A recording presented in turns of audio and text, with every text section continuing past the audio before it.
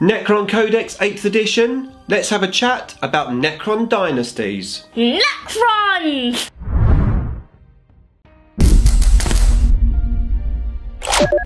Nick speaking, and welcome to this video. Right, today's Necron video is going to be about the new rules for Necron Dynasties. Before that though, if you would like to keep up to date with the wonders of Warhammer 40k, not miss a Necron upload, then please give me a sub and hit the bell button so you don't miss a video. Okay, so the 8th edition Necron Codex is just around the corner, and GW have released 5 Necron Dynasty codes. So let's take a look at those codes and discuss them, see how they're going to affect our armies. So let's start off with code number 1, that's the Mephrit Dynasty. Okay, so the Mephrit Dynasty, you have a code called Solar Fury.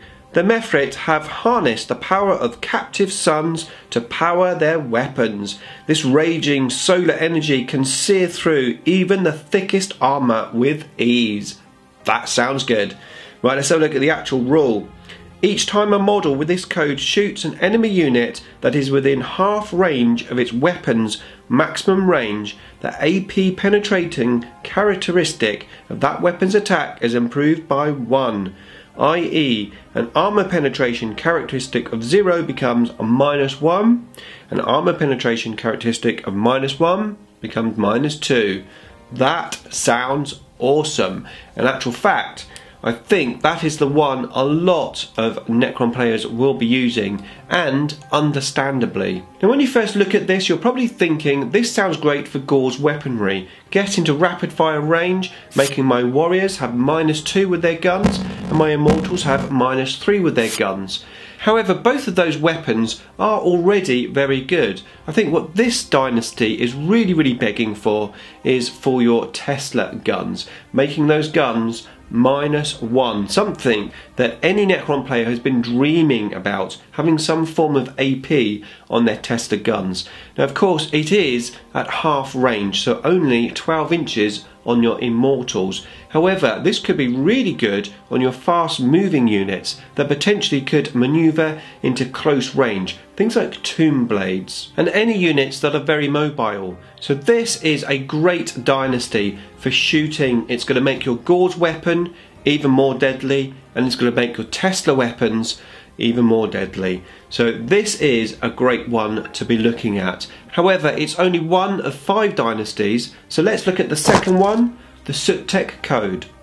Okay, the Sautekh code. Is it me, or does that sound like Klingon? They have relentless advance. Nothing can halt the inexorable march of the Sautekh. These disdainful conquerors will stop at nothing to retake their ancient domain, obliterating any who dare defy them in a storm of death and destruction. That sounds good. Let's look at the rules. If a unit with this code advances, it treats all ranged weapons as equipped with assault weapons until the end of the turn. E.g., a rapid fire 1 weapon is treated as an assault 1 weapon, and a heavy D6 weapon is treated as an assault D6 weapon, etc. In addition, unless it advanced this turn, a unit with this code does not suffer the penalty to hit rolls for moving and firing a heavy weapon. So this dynasty has a couple of bonuses, mainly that you can move and shoot your heavy weapons at normal ballistic skill. If you do advance, you have to shoot at -1 ballistic skill. Well, that is really useful on weapons that we have to stand still with.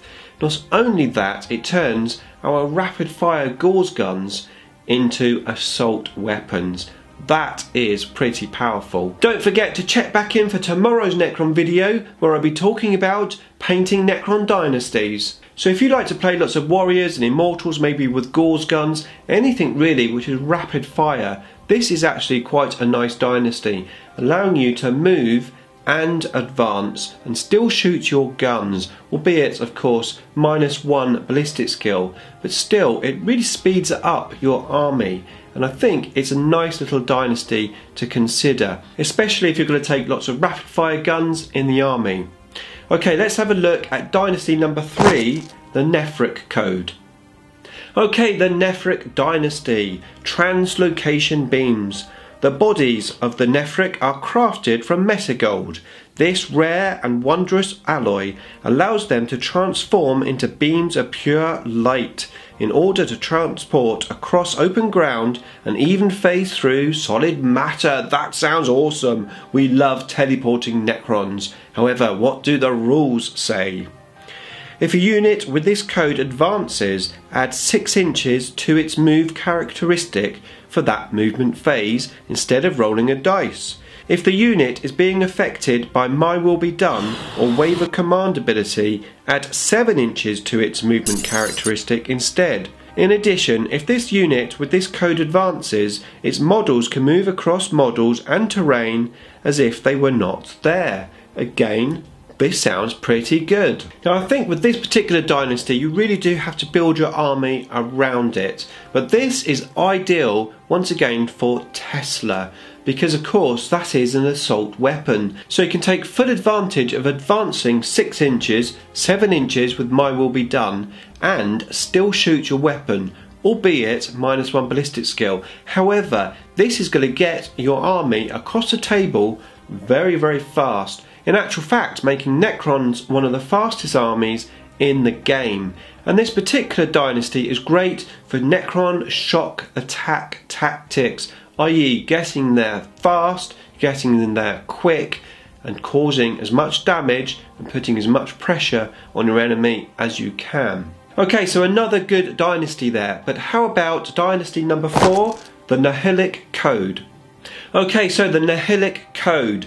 Aggressively territorial, regal and arrogant, the warriors of this proud dynasty will not give a single inch to their foes. They stand their ground defiantly, unleashing a formidable, accurate hell of fire that cleanses the stain of the lesser races from their rightful lands.